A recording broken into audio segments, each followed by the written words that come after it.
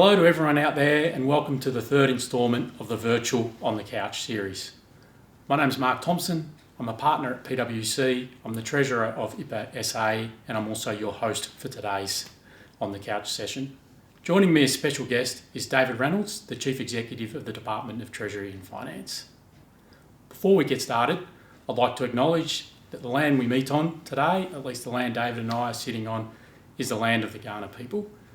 We acknowledge their spiritual relationship with the land and respect their elders, past and present. I'd also like to quickly acknowledge the IPA team, their major sponsors, PwC, Flinders University, and the senior management team of the South Australian Government for enabling this event to be put on today. Well, David, we would have caught up a few months ago and the world is a very different place since then. We find ourselves in the middle of a global health crisis that has quickly evolved into a global economic crisis. We're seeing government interventions of a size, order of magnitude that many of us have never seen before and I suspect never want to see again. All of this in the name of saving lives and having an impact on the way in which the COVID-19 event unfolds. I guess depending on your perspective, this could be a great time to be in charge of the Department of Treasury and Finance, or it could be a less great time. Perhaps on that vein, if the world is a very different place today, what's your world like? What's different? And what may be still the same? Thanks, Mark, and hi, everyone.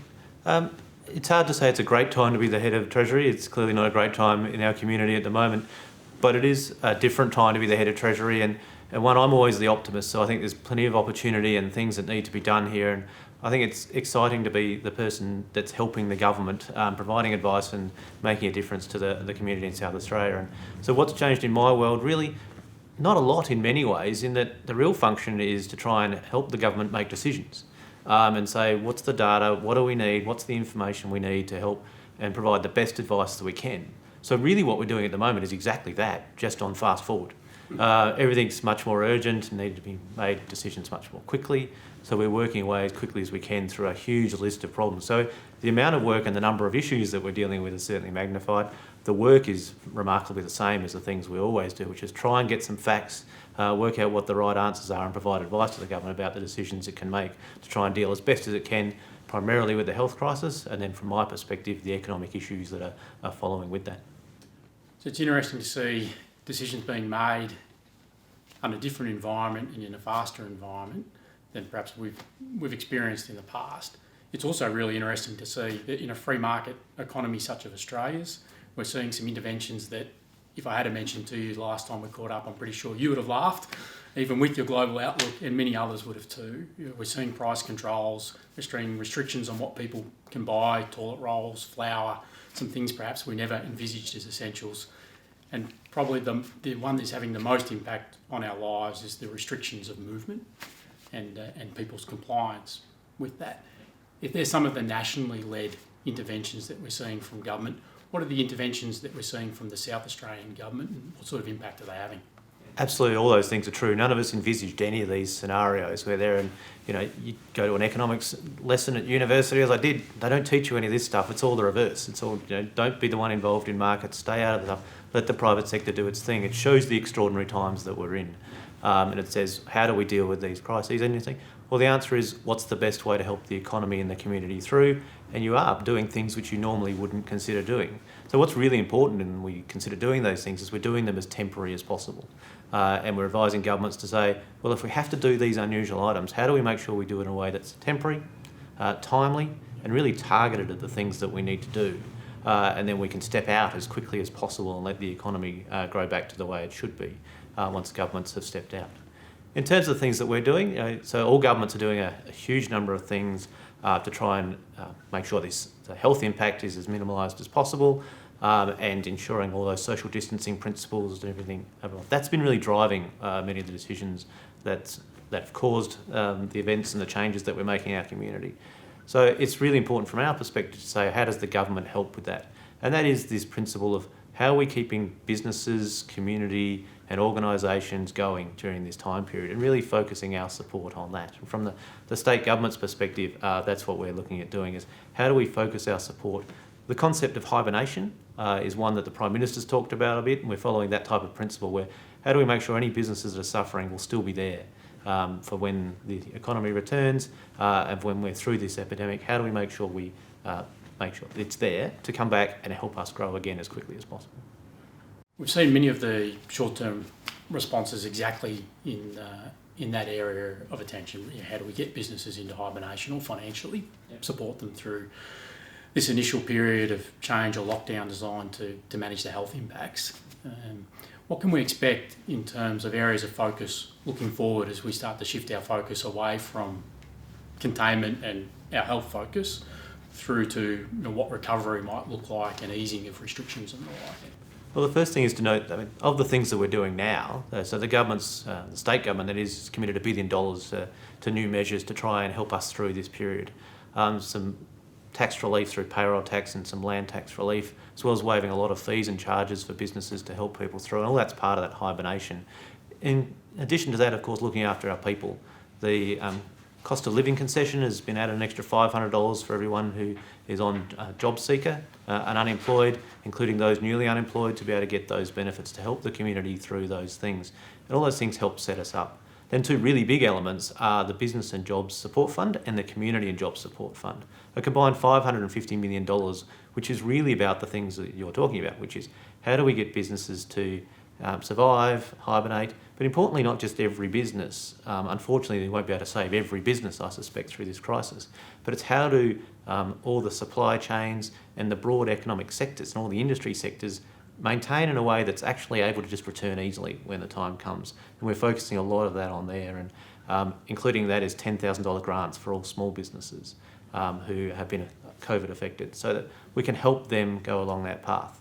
So all that is really built to the question you asked, which is, well, what's the path out of this going forward? And it is part of how do we keep everyone going as best we can at the moment and make sure they're all ready to grow. The how do we get out of it question is the one that's everyone's starting to ask at the moment, and thankfully we seem to have had this pandemic under more control than was predicted a couple of weeks ago, but it's moving so quickly and we need to be careful to make sure we don't move too fast.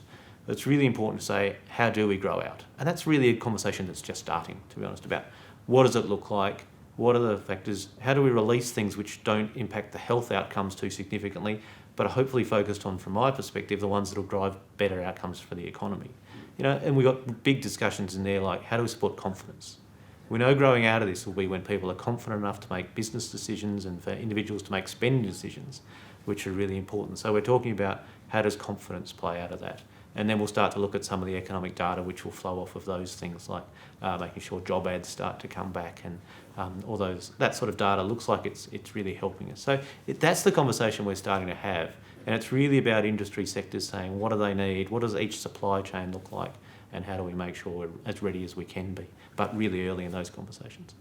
One of the really interesting things to come out of some of the short-term changes, at least in the way we operate, is the establishment of a national cabinet. You have Treasury colleagues in each of the other states and federally. How much of this conversation is the same across the country, and how much is unique to South Australia given the nature of our economy and the businesses that operate within it? We're operating nationally and together more than we ever have, unquestionably, because while there are nuances which affect each state, the big issues are nationwide in terms of all the issues that we're facing. We're all facing the same issues, just to a slightly different degree, but the different degrees aren't really enough to drive difference of outcomes here. So we've had substantial conversations recently about leasing principles, landlords, tenants, for commercial and residential. How do we approach those issues? It's been a national conversation because the issues are the same everywhere. It's those systemic issues that we're really trying to deal with here. So it's much more national. Certainly I'm having telephone hookups with my interstate equivalents twice a week, which is unheard of. We would have been having a hookup or get together once a quarter. Now we're at twice a week because there's that level of interaction. And it's one of those things about this type of crisis is, for people you kind of know because you catch up with them once a quarter. Now we ring each other and text each other a lot during every day, just trying to find out where we're at on different issues, because there are so many problems. We're using each other as resources to try and help solve them. So it has changed entirely the way we go about it. But I think it's working for the better of the nation. I think national cabinet, no one would have conceived of such a concept a couple of months ago, but it's working well together. So we're making decisions And it's a lot better than playing state games against each other. There's no competition between the states in this. This is all about how we all in it together to get the best outcomes, and I think that just provides the best thing for the nation. I think that's really uplifting and positive to hear in amongst all the challenges that confront us every day in our own lives and in our working lives. If we look further ahead, at some point we're going to come out of this event. It might be just the passage of time, maybe it's the realisation of a vaccine or a cure, but something will lead us out the other end. As you've described, we're experiencing a whole new way of working and a whole new way of engaging with people.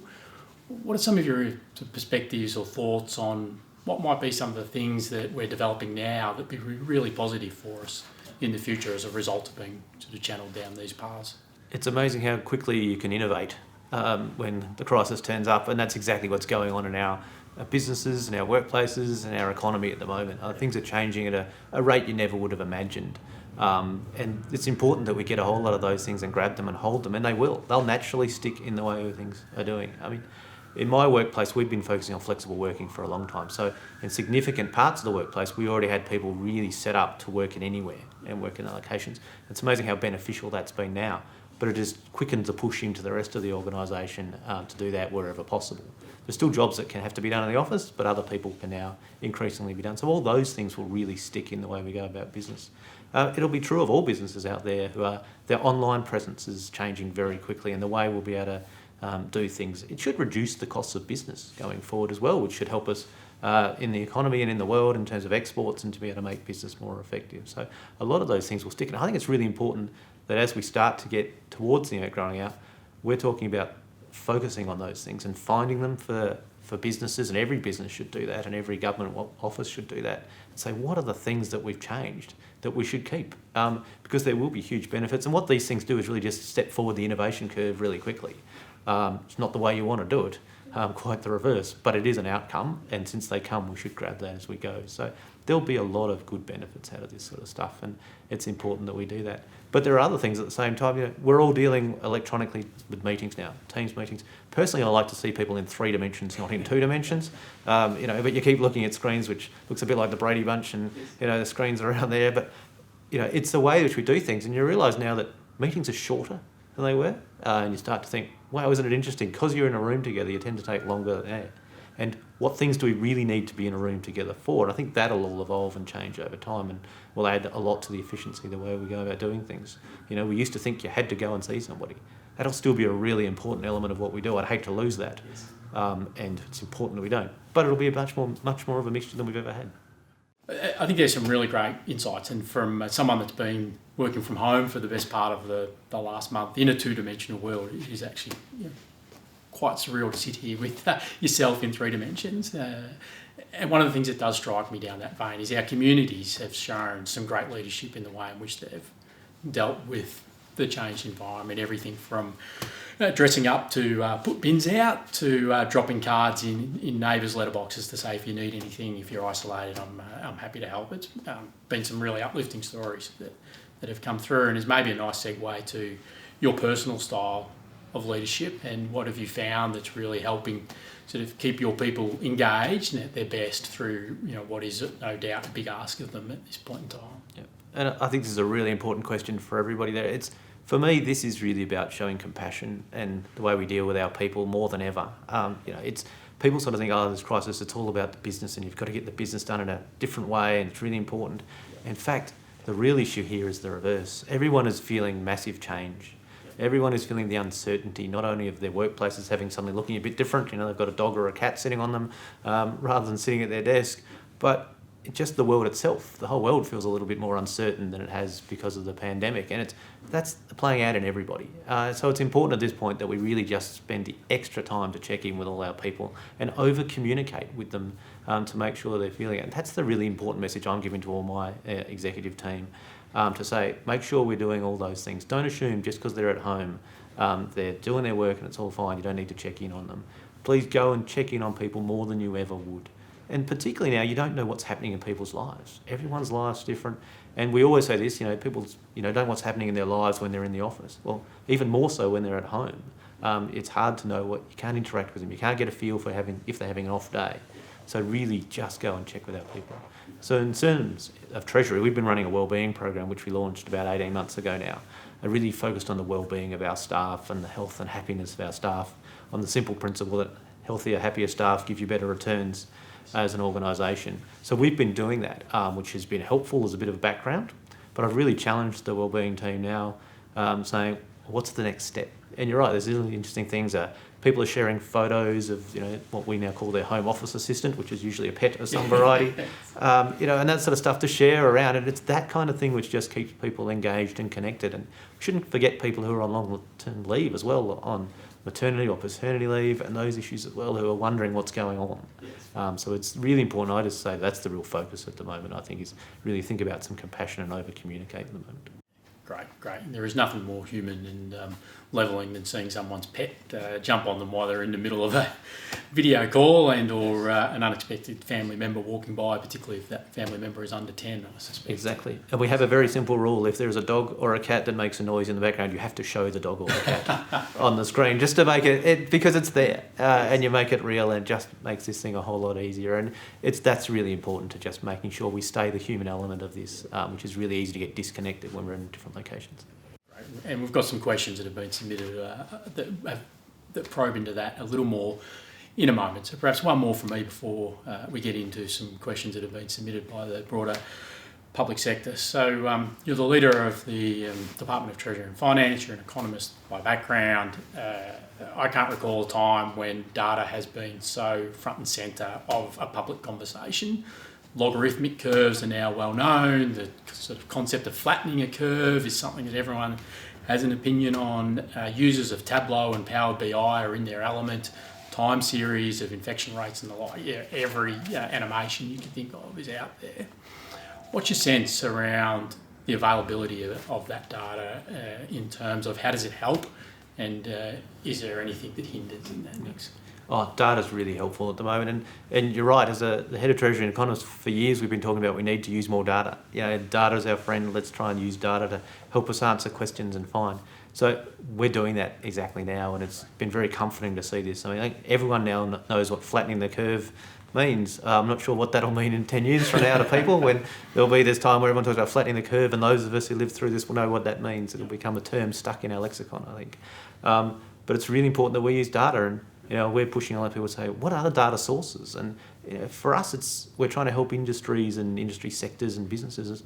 Well, how big is it? What's the size? What's the issue? And there's a whole lot of data that's out there that we've been mining to help us understand this sort of information. And you're right. So it's become more powerful. And I think from my perspective, that's one of the things I hope to try and stick going forward out of this, that we realise that data was a very powerful and useful tool.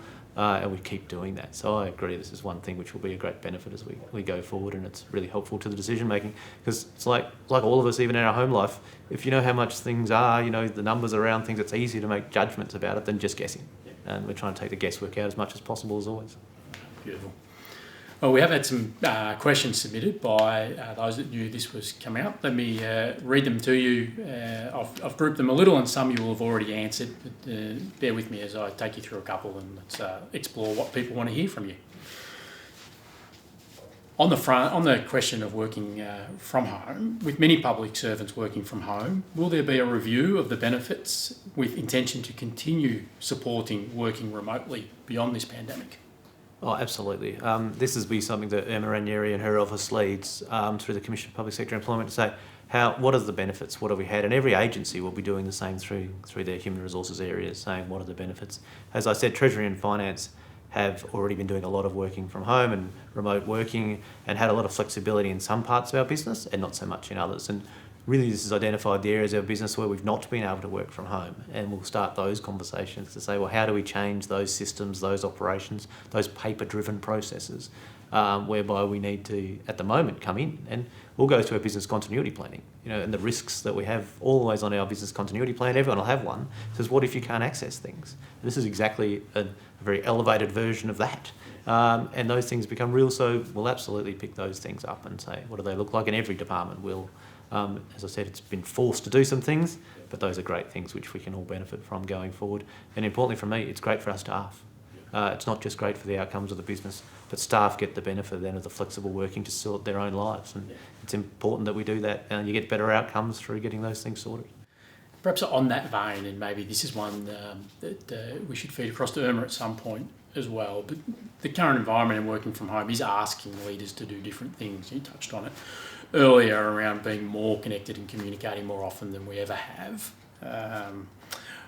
What's your thoughts where people are having experiences with managers who aren't quite at that level, who aren't encouraging positiveness and health and well-being for those that are at home dealing with the changed environment and their own personal stresses, no doubt? So it's the challenging question as always. It's performance management for a staff. So, I suspect those people that are saying they're not communicating well enough now we're at home were also doing the same thing in the office previously. The issues don't typically emerge just because we're working in different locations, though they may be exacerbated by doing that.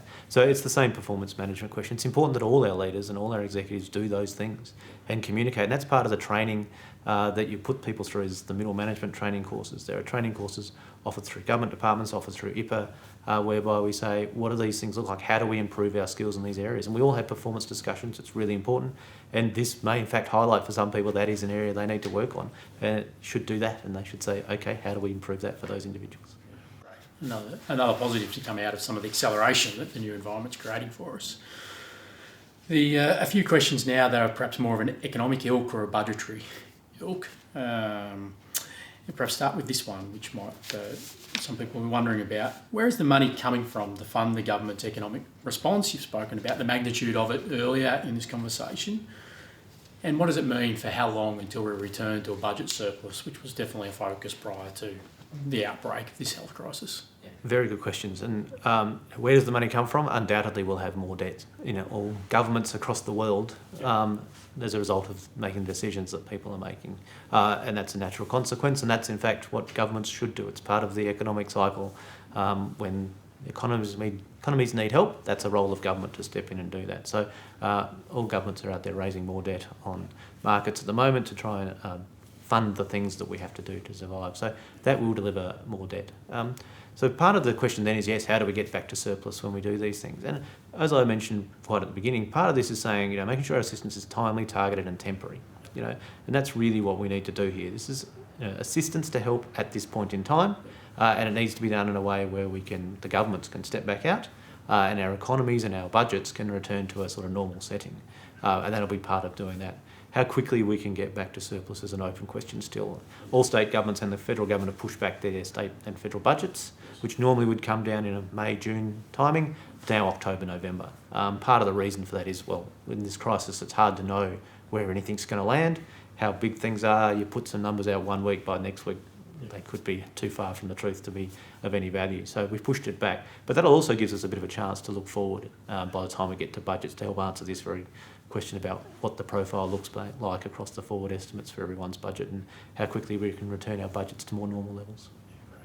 And maybe on that optimism, you mentioned earlier that maybe we're a little bit ahead of containment of where we thought we might be, and certainly Scott Morrison's message yesterday was along those lines. The question along those lines is, what thoughts and considerations are you currently giving to the economic consequence of a false start, an early reopening of the economy, and what are you looking for to help measure and understand when we should start to reopen? So I think the Prime Minister and through National Cabinet will set those rules about what that looks like in terms of reopening and when we're ready.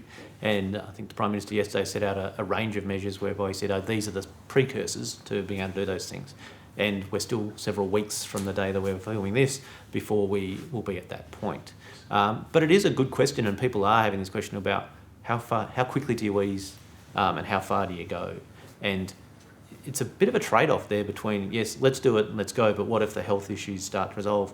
Can we clamp back down again, or will that be a bad thing for the economy? So do you go a little bit harder and risk having to take a backward step, or do you go slowly through that process? And that's still a very open question at this point.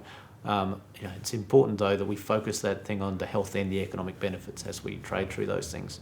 So clearly there are things you can do which are good from a health perspective, and most important, will limit the risks do those match the economic benefits? Some do, some don't. So the ones that do are the things that we'll try and pick off first, to try and say, how do we go through those issues? And we're now going through a process of trying to identify those things and push them together and say, what do those look like? And we'll go there. So it'll be a quick process to get us there. We go slowly through that. It won't be a quick answer to the question. But from my perspective, we may go a little bit far and have to pull back some restrictions again. I don't think that'll do any more damage to the economy than going slow. I don't think that's a particular issue, but it's one that we'll have to consider. And it's really hard to know the judgments around these things, and only the data will tell us. Going back to our point, the data will be the important thing here. We all look every day very carefully to see how many new cases. This bit of data is really important to part of that decision making. Perhaps a question that brings us back to a real local perspective on the current event, which is, will the economic incentives, beyond those that you've already announced, obviously, for South Australia be more aggressive than the other states, given our economic performance was perhaps lagging some of the other states before the event started? I think the short answer there is that everyone's economic sense is going to be very aggressive.